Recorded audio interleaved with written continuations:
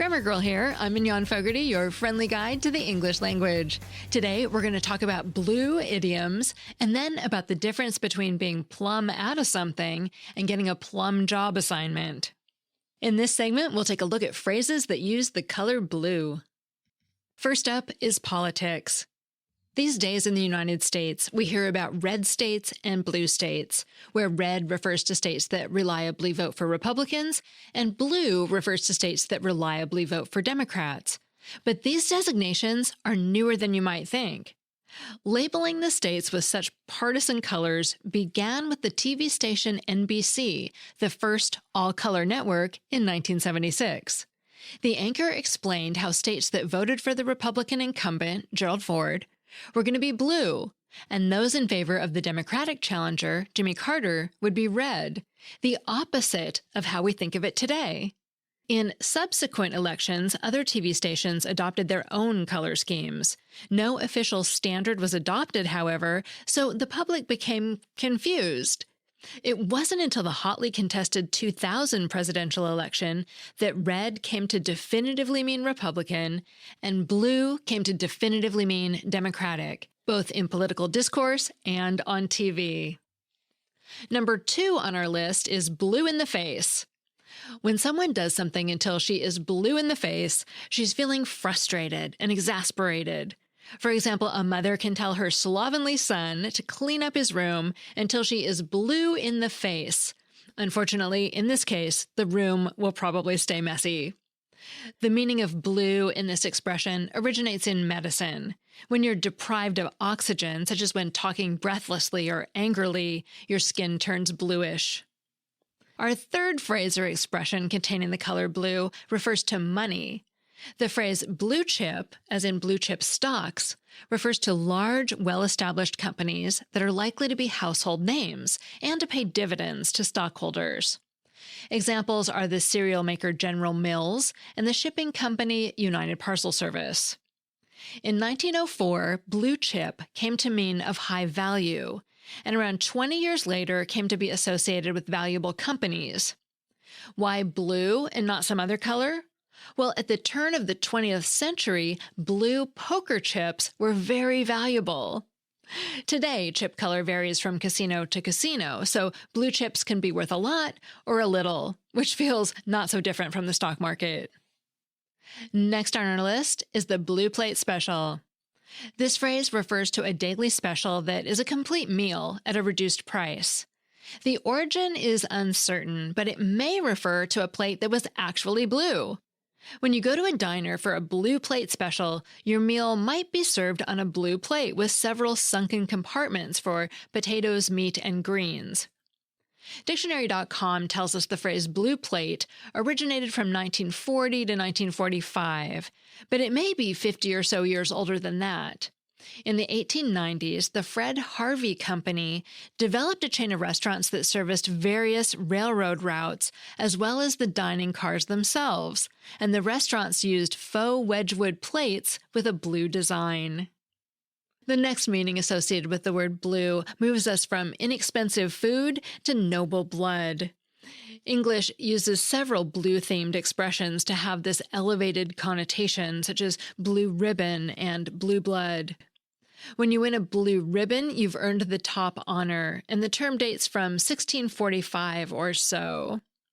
Back in the day, the British monarchy gave out the Order of the Garter to well-deserving knights, and this honor was a bright blue ribbon. Blue may also be associated with royalty because blue dyes used to be rare and expensive. The expression blue blood, which originates from 1809, refers to a person of noble origin. It seems that members of the Spanish royalty wanted to claim that their blood was pure, which to them meant free of Moorish or Jewish ancestry. It's also possible that the association between blue and royalty stems from the simple fact that the blood in the veins of pale individuals appears blue through the skin. Two medical disorders may also be relevant to the association between the color blue and royalty. One is called aguria, a condition that turns the skin a bluish color because of chronic exposure to silver. Silver is expensive and was more likely to be used by rich people than the masses. The second disorder can be traced back thousands of years. It seems that there are blue-skinned mummies from Egypt, and perhaps the lack of genetic diversity among the ancient elite caused a disorder called methemoglobinemia. The skin of individuals with this problem is slate gray blue. Let's hope these conditions become even more rare, the next meaning of blue. If you want to indicate that something happens rarely, then you might use the phrase once in a blue moon. In extremely rare cases, the moon might actually look blue after a volcanic eruption because of the dust particles in the air, but that likely isn't the origin of the expression. This phrase goes as far back as medieval England and originally meant impossible, as in when pigs fly.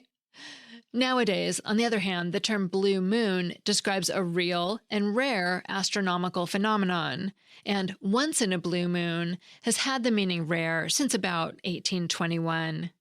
There are actually two scientific definitions of a blue moon.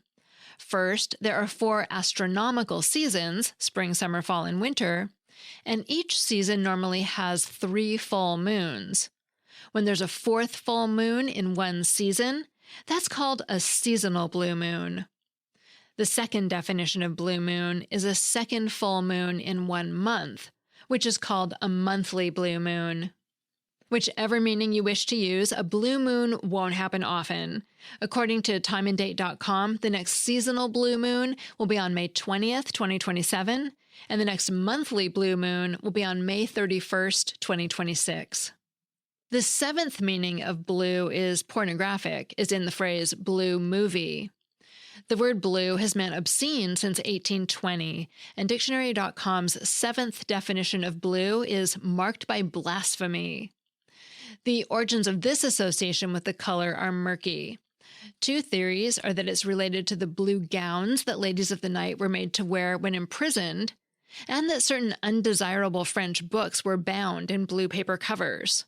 Another phrase associated with off-color language is blue humor, which refers to dirty jokes.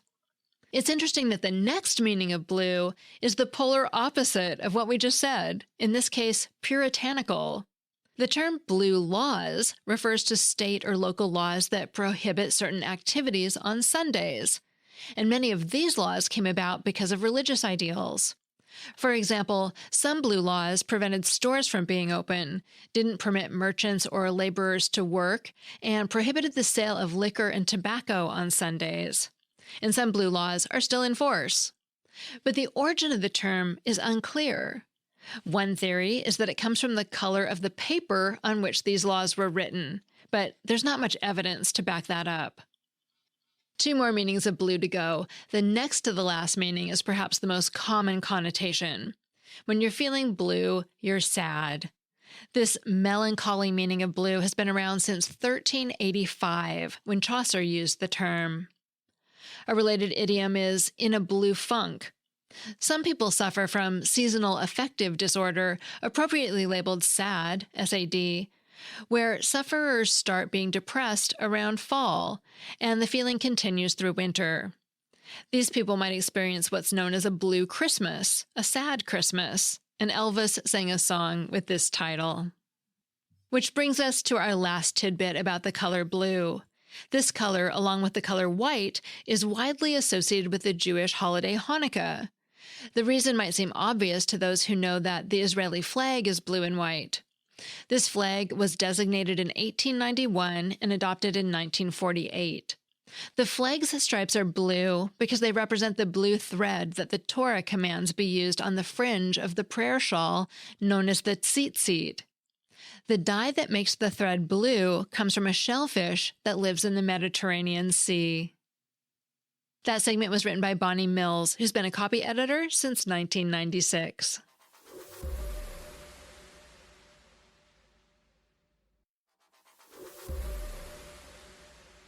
Last week, I said I was plumb out of Familects, and as is so often the case, that got me thinking, why do we say we're plumb out of something? Is it related to the fruit? The plumbing in the bathroom? What's the deal? Well, first, the plumb out of things plum is spelled with a B at the end, so it's not related to the fruit. It is related to the water pipes in your house, though, at least distantly.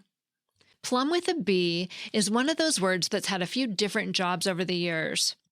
It comes from the Latin word plumbum, which means lead, as in the metal, not the thing you did at a meeting last week.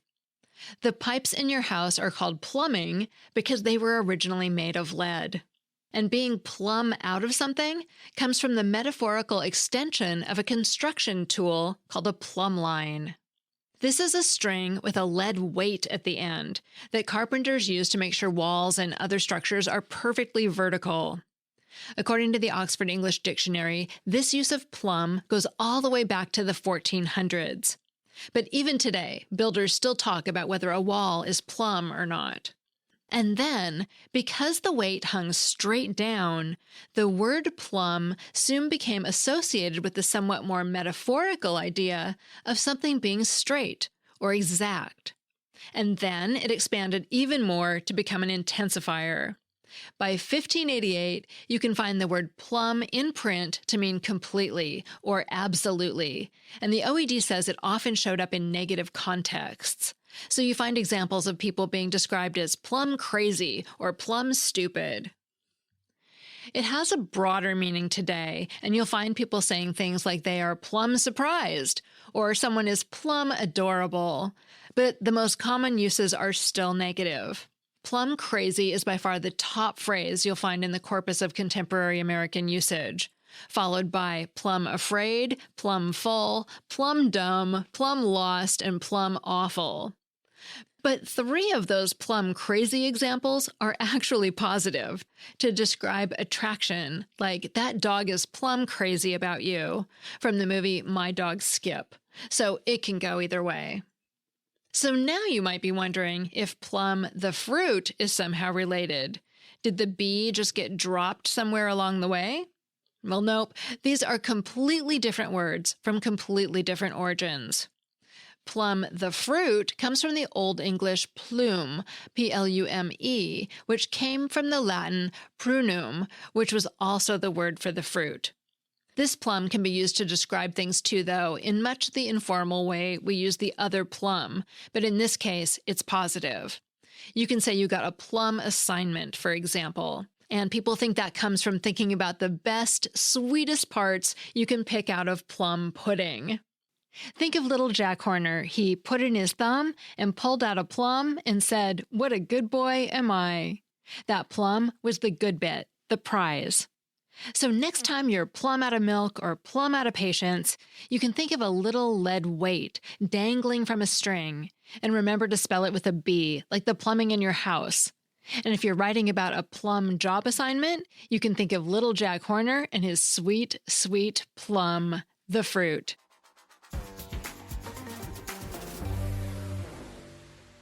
Finally, I have a Familect story. Hello, Mignon. I have a Familect expression for you, one used to describe strength. In the theme song of Popeye the Sailor Man animated cartoon series, Popeye declares, "I am strong to the finish because I eat my spinach." Apparently, both my husband and I have been language nerds from a young age, specifically with regard to rhyming. This may be one of the things that keeps our relationship fun. In childhood, we both understood Popeye to declare that he is strong to the binich because he eats his spinach. So we can't make spinach salad without mentioning its likely effects on our physical strength, and we use the term generally to describe strength, both literally and metaphorically. Is the rope strong enough? Yeah, it's strong to the binich.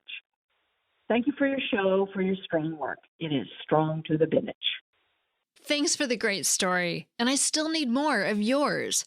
If you want to share the story of your Familect, a special word or phrase you use with only your family, leave a message with your story on the voicemail line at 83321-4GIRL, or leave a voice message in WhatsApp chat, and that link is in the show notes.